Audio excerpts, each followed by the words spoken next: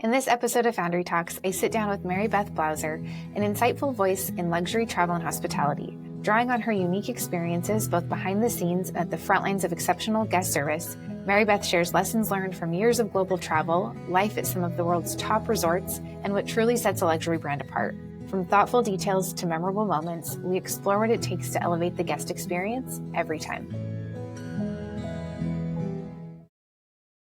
Welcome back to Foundry Talks. I'm Rachel Stojanovski, and today I'm joined with Mary Beth Blauser, who is an attorney by trade, but also has a really unique point of view on the world of travel and hospitality. So welcome. We're so excited to have you on the podcast today. Thank you so much, Rachel. It's awesome to be here. Well, as I mentioned, you just have such a unique perspective to the world of luxury travel. Can you share a little bit about your background and how you've come to know this space so well? Sure. So I have been married to my partner for 12 years, and he is in the luxury hospitality world. He's been doing that for 15 years. And I have luckily enjoyed the fruits of his labor, and we've traveled all over the world together. But I've seen the good, the bad, and the ugly. And actually, during a time we were living in the Caribbean, I had the opportunity to teach yoga at a luxury resort. So I've seen three sides to luxury hospitality. It's been adjacent as a spouse, as a guest myself, and then as in a freelance employee relationship for a luxury brand as well, teaching yoga. Yeah. And I feel like it's just so fun to have this conversation because I think there's so few people who have that perspective from every point of view. You know, I think, especially in travel and hospitality, I think you've either worked in there in some capacity or been a guest in some capacity, but never all three of those. So I think that you're going to have a lot of fun insights. So obviously having a close member that's so deeply involved in luxury hospitality and having some of that inside view, what's it been like to experience the industry from both the guest side and then also knowing how it works behind the scenes? Sure. So as I mentioned, I've seen the good, the bad, and the ugly. And I think when I first started traveling with my husband, I was blown away. When I was little, my family was not staying at luxury hotels, boutique or large chains. So this was really he was my introduction to the world of luxury travel. And I was just amazed, and it was so exciting, and every little detail amazed me. And then, as he started growing in his career, he started working more, and I just got to know the employees of all the properties we went to and how hard they really work and everything that goes into a guest stay and all the sacrifices that employees make for the guest experience and meeting those standards. And sometimes that was great, and sometimes that wasn't so great because, most hotels and resorts, except for seasonal closures, they're open 24/7. And that takes a toll on these human beings that are operating the hotel. So I've seen that all the sacrifices that employees make for the benefit of the brand and the guests. But then I've also seen the amazing joy that the employees can bring to the guests, and they're helping create family memories. People are going on special family trips to commemorate birthdays, anniversaries, celebrations. And I think that brings great joy as well. And then also just firsthand being able to travel to some of these incredible experiences and experiencing that wow factor in the place of a guest as a guest. So yeah, I've seen it from all different angles, and sometimes it's great and sometimes it's not so great because I do know, I know what goes behind that wow factor. And it's not always pretty. Yeah, it's funny. In one of our earlier episodes, we were talking about one of our co-founders, Derek. He was like, yeah, this brand, it's just like, it almost seems like magic. Like, how do they do that? How do they get it right? How do they remember what I said, like, 5 stays ago or whatever? And it's really not magic, to your point. It's a lot of hard work and a lot of sacrifice and a lot of really dialing in processes and procedures to get that right. So I think that's a good reminder that it's not, even though it may seem so seamless, there's so much hard work and training that has gone into those experiences. So with all Exactly. of your travels and yeah, everywhere that you guys have been, what kind of moments have stood out to you as being like, wow, this was a truly wow moment, or like such a high level of really great hospitality? Yeah, I think one thing that's interesting is I don't define luxury as, I have to stay at this luxury brand hotel. I'm more interested in the destination. And then I look at, is there a cute boutique hotel there? Yeah. Offering interesting experiences that are tied to the local culture. So, for example, when we lived in the Caribbean, we like to island hop and try and experience as many different countries as we could. And so we went to St. Lucia, and there were some all-inclusive resorts. That's not really our style. And so we found this beautiful boutique hotel, and I would say it was luxury adjacent. To me, Okay. it didn't have air conditioning, which, living in the Caribbean, I didn't care. I was used to it, but I don't know. That might be a Yeah. checkbox for some people to say it's a luxury hotel. But Yeah. everything they were doing was tied back to the location of St. Lucia. So they had, it was actually on a cocoa farm, and they had what they called a bean to bar tour. And so the guests could sign up and go, and their cocoa farmers would, I still remember the guy's name. His name was Cuthbert. He's from St. Lucia. He was probably 80 years old when he was leading the tour. He Wow. was just awesome. And so I think that's been 10 years ago. And the fact that I still remember his name, he left a lasting impression. He was genuine and authentic. Yeah. And so we actually got to graft cocoa trees, and they put a little So tag cool. with each couple's name on it. And so you can go back, they'll plant the tree, and you can go back and revisit the resort and find your tree that you Oh my grafted. gosh, that's Um, amazing. yeah. Wow. And then from there, they show you what a cocoa pod looks like. And then you can actually take cocoa beans and grind it up and make your own chocolate bar. And so that was such a fun experience. And it also planted a seed of curiosity, because now I want to go back and check on my Yeah. tree and see, Yeah. oh, You're like, wow, I'm how's going it to take my doing? daughter now. Yeah, Yeah. right. But beyond that, their food and beverage programming was delicious. They incorporated chocolate in both savory and sweet in their restaurant that they had on site, and breakfast was included. And they had this insane infinity of pool looking over the pitons. And it was just so memorable because they weren't flashy about their luxury, but Yeah. it was a Yeah. strong connection to their culture. Yeah. And I will always remember that trip. It was so beautiful. But then on the other end of the spectrum, I have two that I stayed at a luxury large resort. And one was in Chiang Mai, Thailand. And the resort itself, didn't blow me away with it. It wasn't a new opening or new product or anything. Yeah. But we had dinner at the restaurant on site. And I think it was one of our first nights there. And we had a server that just made a connection with us immediately. And she started recommending her favorite dishes of Thai cuisine that is local to their region. And it was the best meal I've ever had. It was Wow. so good. And I think it's partly because she was so passionate to share her culture with us. And Yeah. she told us about how many different types of rice are grown in this region of Thailand, and purple rice, and just all this. It was informative, but she made it approachable for us. And we were trying new cuisines we've never had. Yeah. And she was just so excited to share her culture. And that was beautiful. And without being And like having such an upsell component, like I'm sure it didn't feel like that. She was just genuinely like, oh my gosh, you've never been here? You got to try this. And did you know that this is why this is so special? Like that's what makes those connections so powerful. exactly. And again, she was genuine and authentic, the same as Yeah. Cuthbert from St. Lucia. And then my third memorable experience would be when we were in Bora Bora, and we signed up for a excursion to swim with tiger sharks. And the tour description listed, it was a half day tour, and you go out on this boat and then you get in the water. And I think we were in the water for an hour, and then you come back to the resort. And I thought, okay, great, sure. But the highlight of that tour was not swimming with the sharks. It was when the um, employees, they were driving the boat. They stopped the boat out in this beautiful lagoon of Yeah. shockingly blue, clear water.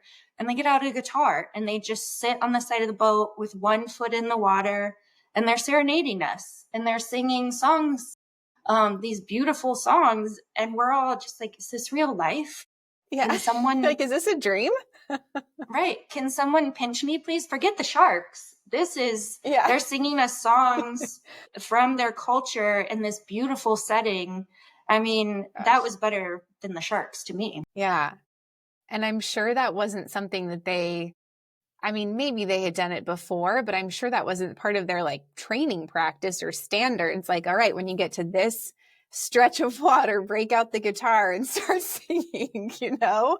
Right, right. And I think in all three of these situations, it felt natural. It wasn't forced. And Yeah. like you said, there was no aspect of an upsell or anything like that. Yeah. Oh, that's so cool. And man, now I never made it to the Caribbean, and I guess I still have time, but I definitely need to get down there at some point. All of those experiences sound amazing. Yes. Um, So obviously you shared a little bit about just how the authentic and genuine nature really of the team that's building these experiences, that really is what stands out to you. Do you think there's anything else that sets a good luxury experience apart from something truly unforgettable like the ones you've had? Yes. I think that personalized experiences tailored to the guests can just bring a wow factor, and that can be in a big way or a small way. Um, Guest recognition and remembering details about guests are so important. For example, if we go to a resort and we're there for 5 days and we'll go to Yeah. the same breakfast restaurant every day, my husband loves iced tea and that's what he drinks. That is his order. By the third day, the staff sees us walking in and they know, oh, Yeah. here he comes. Let's get his iced tea ready. We know that they remember his order, they remember his name, and Yeah. they are anticipating the guest needs before the guest even has to verbalize it, which I think, is just such a thoughtful above and beyond detail. Yeah. Um, I do have a 4-year-old daughter, and traveling with her to these luxury hotels has been so much fun because I think this is a really easy and small way for brands to wow customers Yeah. by leaving small amenities that have a large impact. So, for example, when we go to hotels, if my daughter walks in and there's a cookie with her name written on it, she thinks it's the most amazing thing that they knew her name Yeah. and her name is on the cookie. They've taken She's like, who cares about the trip, markers. mom? I want my name cookie. Exactly. If they leave bath amenities and they know that there's a kid there, like bubble bath or a bath toy or something. We've Yeah. been to hotels where they've written on the mirror a welcome message with her name. And if we're at the beach, like fish or something, Cute. appropriate to the location. And seeing your kid be excited and wild like that over something so small that probably took the housekeeper 5 minutes to draw that picture Yeah. with her name on it, but she's excited and she's happy, and then that Yeah. makes me excited and happy. And I appreciate that. And I want to rebook with that brand because they've brought joy. They're sparking joy and all of these little opportunities. And again, tying it back to the breakfast restaurant, I think that's an easy example because for a lot of resorts, at least, there's only one breakfast restaurant. And so that's an area where you can hit on the guest recognition. And we recently were in Cabo, and the chef would come out and make my daughter Mickey Mouse pancakes. And we didn't ask for it. We didn't order it. I didn't even know that was on the menu, but he's just bringing Yeah. it out to her every day. And I'm like, this is Uh-huh. incredible. This is above and beyond. Yeah. Well, and I think it's just such a great way that they have taken, I think a lot of times, we've talked about how you can collect so much data from a guest in their reservation details, but then do teams really know how to take that and execute on it? Like, what do you do with all of that information? And those are such perfect examples. Well, there's a child. This is her name. She's 4 years old. great, let's make sure we send this age appropriate amenity to the room. We know they're going to be coming for breakfast because they're the only place you can go for breakfast. So let's just be anticipating that they'll come there. And it's just I mean, there is a lot of planning that has to take part on the hotel side, but it's just such an easy lift. Like, let's just take that information that we have and make it an actionable step to create these memorable experiences that probably took them, Yes. almost nothing. But for you, it's made this lasting impact. Right. And the memory of, her running into a room and seeing her name, it's just, it's exciting to see that as a parent. And, but on the flip side of that, I will say if a hotel or a restaurant is going to have a section when you're making the reservation, what is this? What is the purpose of the stay? And if somebody does Yeah. put a birthday or a celebration and then they don't do anything, I've also experienced Mm, that. That is a real yeah. disappointment. Yeah. Yeah, That's totally. a Because missed you're like, oh, they want opportunity. to know. Right. And you get excited. So if that's something that the brand isn't able to accommodate or, just operationally, it's not possible, which I get Yeah. because there's a lot behind the scenes that does go into this. But I would say don't throw that out there until you're ready to accommodate that because that just sets up a guest to be disappointed. Yeah. Yeah. No, that's such a good point. You have to have the manpower behind it to be able to execute it before you roll something like that out. Because, yeah, what's that? There's some stat that's like a guest it's like 20 times more likely to leave a negative review than a positive review. And it just takes one thing like that to trigger those reviews. Yes. So, uh, well, do you feel like that you've noticed expectations of luxury changing over the years from more of like a boomer generation to Gen Z or millennial? Have you noticed anything like that in all of your travels? Yes, I think it seems like the older generation, boomers, are more brand loyal and they like the prestige um, and name dropping of I'm staying at this luxury hotel. It Yeah, seems like Gen Z and millennials are breaking with that tradition and they're redefining what luxury travel looks like. I know for myself, I am excited about going to remote destinations where a lot of these large brands don't have a footprint or a presence. And that's kind of refreshing because yeah, I want these tailored, bespoke experiences that are small and intimate and they are sensitive to the environment around them. I mean, I think yeah, we're redefining the younger generation what luxury means. And it doesn't mean what kind of sheets do you have or yeah, what do you have an app? Does the brand have an app and can I chat yeah, with concierge 24/7? I don't really care about that. yeah, Uh, yeah. so, Yeah, I think that's such a good point. I think a lot of brands are struggling to figure out how to create loyalty with younger guests because that's clearly something that is differing among the generations. But I think you also just have to level up your experiences and what you offer because it is so experiential based. I mean, yes, coming and staying at a beautiful room that has a beautiful restaurant, that's amazing. Like, that's still going to be a wonderful experience. But what people are looking for, like all of these things you've talked about, like experiences that are authentic to the region that they're in, that connect with the local culture. I mean, that's what the point of travel is. You don't want to go and stay somewhere and it feels like, oh, I'm still in, wherever I live. Everything's exactly the same. You want to be exposed to different things. And I think that that is what people are looking for. So it'll be interesting to see how that changes over the next, couple of years and if that continues that way. But I think it's likely. So, living in so many different places during your guys' time at different properties, have you noticed a difference in what luxury means to different cultures? that's a good question. Um, yes, I Or think I so. guess I should say, is there something that feels universal, like everyone agrees, like this thing is luxury? Or do you think it's a little bit different based on where you are? Hmm, you stumped me with that one, Rachel. I don't know if there's a universal um, definition of luxury because even if you go from brand to brand of five star, Yeah. five diamond, they're also different in what their Yeah. goal is, right? Um, Yeah. but I think that if they're a smart brand, they should be looking for those unique experiences that what is the unique point of view of this property? How are we tapping in Yeah. to this location? And how can we display the culture in an appropriate manner to the guests Yeah. and get them involved and get them excited? And how do we get Yeah. them to come back? How do we leave them wanting more and being blown away? Right. Um, so I Yeah. think it has to be unique. It can't be Yeah. universal, or then to me, that's just boring. Yeah. Because then it's going to all be the same.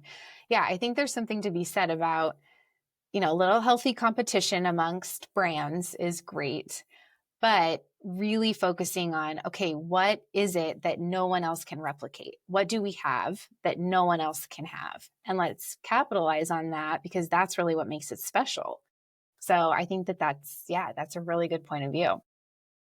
Um, so obviously with all of this different travel and your experiences, both, understanding what it's like to be a guest, but then also behind the scenes, you've had the opportunity to see some of the world's I should say, best travel brands in action. And are there any other brands that really stand out to you in terms of doing, outside of the experiences that you mentioned, but any other brands that just do a great job of making an impact? Yeah, I'm thinking about when I lived in the Caribbean. There was this hotel when there were two sister islands, and one of them had um, a better flight schedule. They had more flight lift. Mm, They had flights arriving from the US and Europe daily. The island that I was living on was tiny, regional flights, very small. And so it was definitely an adventure to get to this island, but so worth it once you were there. And one thing yeah. this hotel did really well was it had such a cool arrival experience. If you flew into the large airport on the sister island, it felt like we were on James Bond or something when we would arrive. You did have to take a bus from the airport to this beautiful port. And once you got on this boat at a port, you're going on a high speed boat, about 15-minute water transfer, where they are now playing Caribbean soca music. You are either offered a rum punch or a local beer or a local soft drink. Um, and so from the minute you get on the boat and the hotel employees are greeting you, you feel like you're on, okay, whatever travel nightmares you may have had, you're It's gone. crossing where the Caribbean and the Atlantic Ocean meets, and you have two sister islands with volcanoes on either side of you and jungle, and you're on this high speed boat. And sometimes the water transfers are at night, and it's absolutely Wow. magical because there is just no light pollution. If you come in on a late flight Yeah. from Miami or something, there's no light pollution. The stars are insanely beautiful. The moon is out, and Wow. the people are so genuinely happy to see you, to greet Yeah. you, to share their culture with you. Again, taking it all back to those authentic, genuine connections. And they're excited that you're there. And then that just Yeah. makes you feel excited too. And it's infectious, really. Yeah. That's amazing. And just, I think, like, it's like, how do you teach that? How do you teach them to care, teach them to be genuine, teach them to be authentic? I think that's something that's so hard. But we were chatting with another guest, and she said, you just have to live and breathe it. Like, you have to live and breathe it, and you have to want that. You have to want that connection to other humans. And I think it also really can tie back to the leadership that you have. That leader, whoever your leader is, has to be living and breathing that too, and be the best example of that. And I think that's how you create your team to want to do that, because they see the impact that it can have versus just being told to do it. So yeah, it's Exactly. amazing. So, also having been a freelancer and doing contract work for one of these larger luxury resorts, I'd love to know if there are any small details or personal touches that you liked to do or maybe experienced that made a big impression on you? Yes. So I was the yoga instructor, and something that was so important to me was putting myself in the shoes of the guest. So I imagined, what do I want to experience when I go to the spa or when I go to a yoga class and I'm on vacation? What would wow me? What is my baseline? What do I Yeah. absolutely have to offer? And then, do I have the operational support? How can I achieve these other things to wow the guests? And so that's why I think it's so important as well for travel professionals who are working, whether you're an overnight bellman or the GM, to travel and experience Yeah. other brands and experience different locations, because it's an education that you can Yeah. take back into your everyday work life and practice. And so that's what I did when I was thinking about, what do I want this yoga experience to be like for the guests? And so for me, that was, I wanted them to feel like they were on a yoga retreat, but I could fit it into 1 hour. I wanted them to feel Yeah. completely relaxed, completely relaxed, and rejuvenated and lighter when they left my yoga class and my time with them. And then I started thinking about, well, what small details really elevate a yoga experience that I have experienced and I can put together. So, for example, I would set the mats up before they got there. Um, I would have chilled towels for the guests at the end that I would place over their eyes during Shavasana. I would also have lavender available, that I would have an essence of lavender and rub my hands so they would smell that and inhale that during Shavasana. So we're touching on different senses as well. Um, and then lastly, just an operational, this is my pet peeve. I don't want to go to a yoga class and then have to clean my own mat and put it back. If I'm Mm, paying for this yeah. class, I just can't get over that. When I go to some luxury yoga classes at these resorts and hotel brands, and then it's just not thought out at all. So I would rather not have them offer it, or just have yoga mats available to borrow for a self-guided yoga experience, than to Yeah. have it be done halfway. That just leaves a bad taste in my mouth, and it doesn't feel elevated. It doesn't feel like vacation to me. Yeah. When you're like, oh, that was a great class. I'm so like relaxed and in the zone. And then, all right, here's your spray bottle and your towel, get to work. Like it just kind of halts the whole feeling. But, Right, kind of exactly. a recurring theme that we've been talking about on the podcast is how and I wouldn't say this is exactly related to how you've, created those experiences, but I think it goes a long way in helping the guests perceive a different sense of value. And with the rising costs of everything, and, even with guests staying at some of these really high end luxury resorts, like it's not cheap. And so, how can you justify the cost if maybe the room product or everything has stayed the same, but everything keeps increasing? And it's just creating these like high touch, low cost moments that just leave a feeling or have an impact on the guest, that it is a perceived sense of value. And I think that's a perfect example. You don't have to wipe your mat down. It's completely taken care of for you. You come, you do the class, we take care of it all. You get to go on with the rest of your day. And it's just little things like Exactly. that I think can just make a big impact in the perception of what they're getting for what they're spending. Yes, totally. Yeah. Um, so we at the Travel Foundry talk a lot about human first marketing. So where experiences come before promotion. So, when you think about different hospitality brands that get it right, is there anything else in addition to just creating those genuine and authentic experiences that maybe they do differently? Is there like, do you have the opportunity to have more interaction with their team versus brands that maybe are like, you just self check in, you don't get to chat with a front desk person, here's your app, and you don't even get to, Oh, I communicate with hate those. anyone? I Like, hate those places. I know. um, yes, I want to talk to a person when I get there. I want to be Yeah. greeted. I think the companies that are doing it well, that is what hospitality is to me, right? It's Yeah. creating a connection and a sense of warmth And I don't want to be greeted by an app with directions on how to unlock my room and then something's wrong and I can't talk to anybody. Um, Yeah. some of my favorite arrival experiences are, everybody, no matter how you're getting to your destination, if you're driving, if you're flying, if you're being transported by a high speed boat, everybody's Yeah. had a long travel day usually, and you're Yeah. exhausted. And I want to get there and just feel like, wow, it's all worth it. And I Yeah. want to be handed a coconut, a cold coconut with, again, a chilled towel or somebody walking me to my room.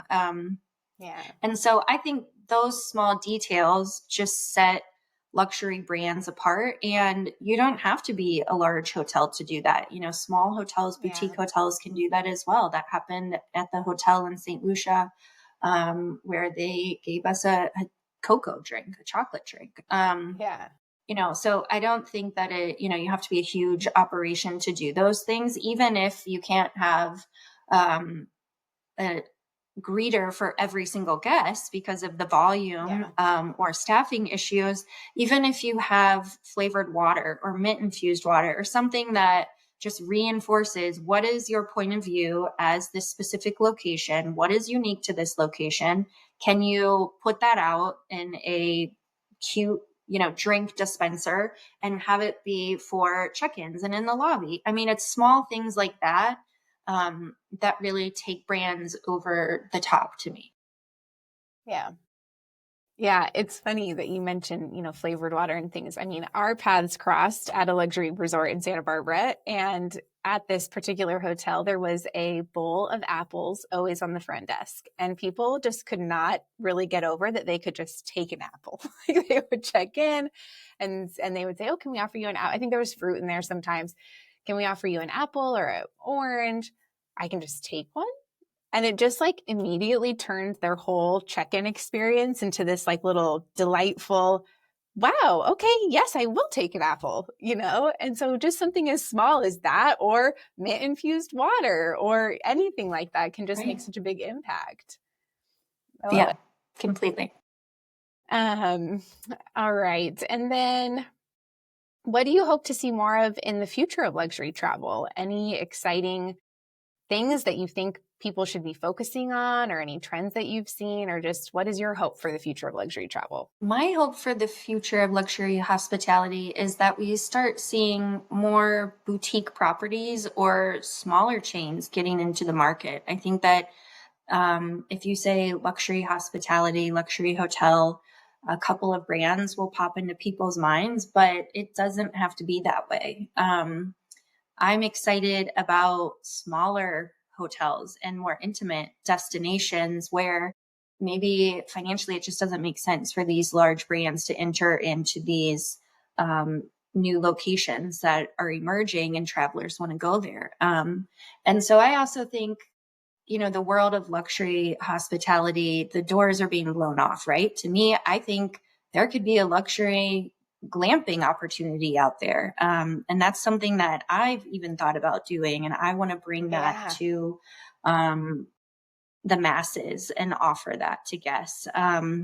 So I think it's really about getting away from those big brand names and redefining what luxury means to an individual. What are they looking for? And finding properties that can really fill that hole and the gap in the market. Yeah. No, that's such a good point because I think even though, and we touched on this, how luxury really shouldn't be universal. It's different to everyone and it should be more unique. And I think that's what travelers are so savvy these days. I mean, they have a wealth of information at their fingertips. And so they're armed with so much more information before making a decision.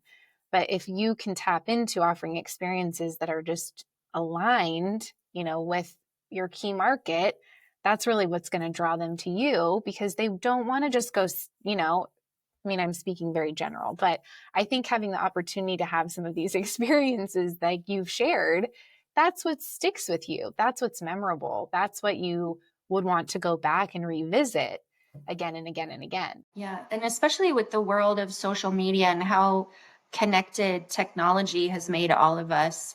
Um, there's really no limit to how you can get your brand out there and how you can tell your Yeah. story. You don't have to have this, with larger brands, have a huge agency and a huge multi-million dollar campaign or something. Really, there's such an opportunity there, to share your brand and your point of view with your guests, on a more manageable scale. And so it doesn't seem as scary or overwhelming before. There's not these roadblocks that, oh my gosh, these large chains and brands are holding all the keys to. Yeah. Yeah, we've talked a little bit about that, even, social media, how, yes, I think that it's an amazing place to have a lot of strategy and, thought behind what you're doing and the storytelling that you're doing. But it is like the only place where you have a direct interface with your guest, where if they leave a comment, you can respond to them right away. You don't really get that on a website. And so being able to really tell those stories of those experiences through your social channels has just made it so much more accessible, I think, for people. And, they Yes. see And something and they're like, oh my gosh, I didn't even know you did that. I want to go do that. exactly. And I always check Instagram, before I book a vacation or a hotel, because I want to see the photos from the guest perspective, right? I want to see the Yeah. unedited, real photos, and whether, Yeah. it was a micro influencer who stayed or just a normal family like me that's going to go there. Yeah. And it makes me excited as well, because the more, I'm a very visual person, I want to see all parts of the hotel, Yeah. everything. And I I know. I actually, want to know I what I'm get signing up frustrated. for. Yeah, right. Because the cost of travel, and I want to Yeah. know, I want to have a good idea of when I'm planning something out. And I Yeah. find that some of these larger hotel brands, their websites, um, they're not exciting to me. The photos they're taking, I've seen those images before. So I like to find Yeah. the unique side of a property. And if I can find that on Instagram, then that makes me just more likely to book that property. Well, and I think having all of that information and being able to see all those photos, I'm sure that that also helps you feel a little bit more comfortable booking with a brand you've never stayed with before, or maybe you hadn't even heard of before, but you can get such a real idea of what your experience is going to be like that you're so much more likely to take a chance on it if you've never been there. Exactly. Yeah. Yeah. So aside from really trying to create genuine experiences and putting the guests, first and thinking about small ways that you can personalize their stay, is there any other advice that you would give to maybe a new brand that's trying to make lasting impressions through these type of experiences? I think I would say put yourself in the guest's shoes from every aspect. So if you are, opening a new property, then sleep in the bed. Yeah. Live in the room, pretend like you're on vacation. What's going to surprise you? What's going to wow you? I think it can be easy for, hospitality professionals to become jaded, Mm. just because, this is their day in and day out, and Yeah. they might miss details. And so it's really important to remember, okay, well, wait a minute. Do we have simple things like, do we have enough plugs? I've been to some really nice hotels and they don't have enough hooks in the bathroom. It's just small things like that that I think can get Yeah. overlooked. It's like, this is a beautiful room, but where do I put my stuff? Or there's not enough space for your luggage. That's another one of my pet peeves. I come Yeah. in and we're traveling as a family. We have 3 suitcases and there's only 2 luggage racks and there's no bench. There's nowhere to put it. Yeah. So it's just thinking out Yeah. those small details that a guest isn't going to know that they're missing it until they miss it. And then, bringing it back to what you Yeah. said, that's leaving a bad taste in their mouth. And it's just, they think, oh, I'm paying so much and I have to put my suitcase on the ground. And I know that that Yeah. sounds ridiculous. I do. But in the world of luxury hospitality, people, that's what they think. Yeah. And then I would say also with experiences as well, as you're thinking about crafting these, put yourself in the guest shoes and really look for the most unique, point of view of your property. What are you doing that no one else can do? I've been to some city Yeah. hotels that just really lack a point of view and lack a sense of culture. And, their food and beverage Yeah. offerings are very benign and I could get it anywhere. And that's just really boring. And I think that's a huge missed opportunity. Yeah.